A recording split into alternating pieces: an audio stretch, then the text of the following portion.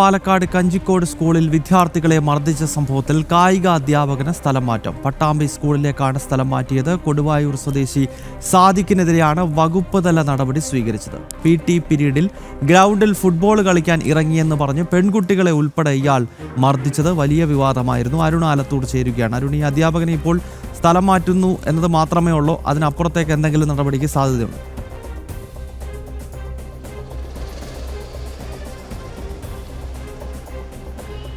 ഗൗതം, ഈ ഒരു വ്യക്തിയെ ഇപ്പോൾ സ്ഥലം മാറ്റിയിട്ട് നടപടി ഉണ്ടായിട്ടുണ്ട് എന്നുള്ളത് തന്നെയാണ്. മറ്റ് നടപടികളിലേക്ക് അതിലിപ്പോൾ കടന്നിട്ടില്ല എന്നുള്ളതാണ്. പോലീസിൻ്റെ ഭാഗത്തു നിന്ന് ഇതുവരെ അറസ്റ്റ് ഉൾപ്പെടെയുള്ള നടപടികളൊന്നും ഉണ്ടായിട്ടില്ല.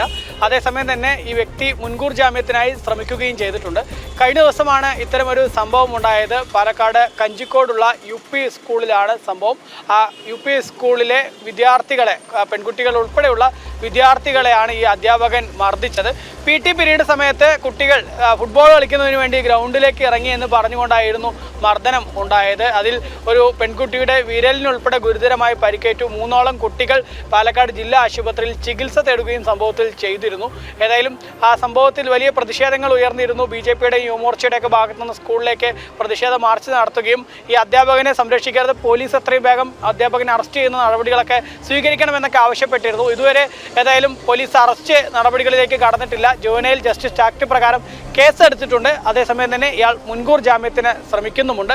ഏതായാലും കൊടുവായൂർ സ്വദേശിയായ സാദിഖ് എന്ന അധ്യാപകനെ ഇപ്പോൾ സ്ഥലം മാറ്റിയിരിക്കുകയാണ്. കായിക അധ്യാപകനെ പട്ടാമ്പി സ്കൂളിലേക്കാണ് സ്ഥലം മാറ്റിയിരിക്കുന്നത്. അവിടുത്തെ UP സ്കൂളിൽ തന്നെ കായിക അധ്യാപകനായിട്ട് തന്നെയാണ് നിയമനം. ഓക്കെ അരുൺ, വ്യക്തമാണ്. എന്തായാലും PT പീരീഡിൽ കുട്ടികൾ ഫുട്ബോൾ കളിച്ചു എന്ന് പറഞ്ഞാണ് ഈ അധ്യാപകൻ പെൺകുട്ടികളെ ഉൾപ്പെടെ മർദ്ദിച്ചത്. ഈ വിഷയത്തിലാണ് ഇപ്പോൾ സ്ഥലം മാറ്റം ഉണ്ടായിരിക്കുന്നത്. അരുൺ ആലത്തൂർ വിശദാംശങ്ങൾ നൽകുകയായിരുന്നു.